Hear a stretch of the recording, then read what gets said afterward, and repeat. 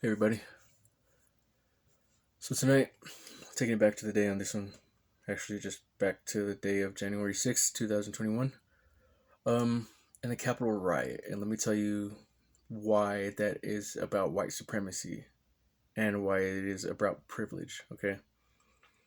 So there's just a lot of, discussion about this and speculation as to why police didn't respond to that so fast or why they didn't respond to it like they would if it was a protest for the movement for Black Lives, right?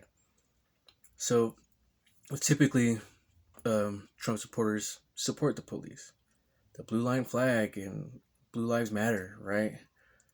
So of course, their response wouldn't be as severe or as large as it would moving for Black Lives, right? That right there should tell you why it is about white privilege. It's because of the fact that they support the police. And it is because of the fact that we respond to the police in a very aggressive way because they are killing us in unprecedented numbers. Compared to the white people who are 60 some percent of the people that occupy this country, the United States of America. Compared to black people, which are only about like 13, if I believe, of the percent of population in this country. So they're killing us, you know. There ain't much of, if it was a burning building, there ain't much of our building left. So that right there is exactly why that Capitol riot was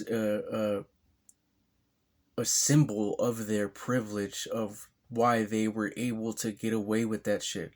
Why it was even able to happen, because nobody was expecting them to do some shit like that. Right? And then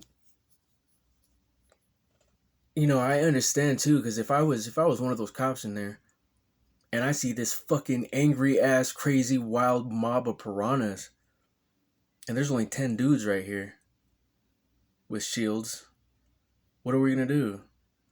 We're gonna shoot them until we run out of ammo and all them motherfucking piranhas rip us the fuck apart? No, what we're gonna do is we're gonna fall back and we're gonna take care of the priority people. That only makes sense to me. Well, there was those other officers that waved them in. Here, go get them motherfuckers though, right? Privilege. Now, that being said, I do acknowledge the reality of if it was us. Us marching on that motherfucking building. What would have happened to us? We would have been shot the fuck down. We would have. That's a given. It happened to us all summer.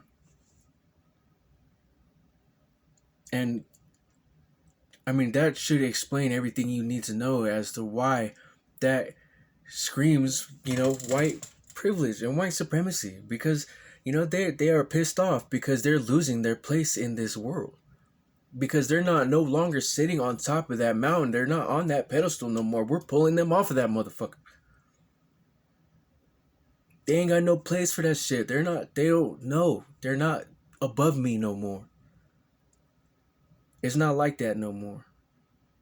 And grassroots organizations are popping up everywhere to teach away that shit.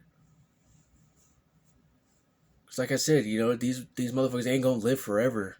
They will die out. We ain't gonna teach them any different.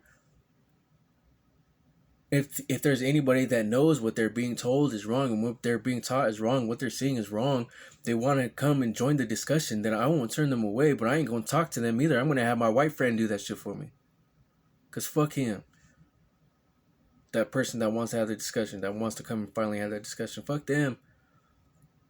I ain't gonna talk until they give me a legitimate reason to. Not now, not anymore.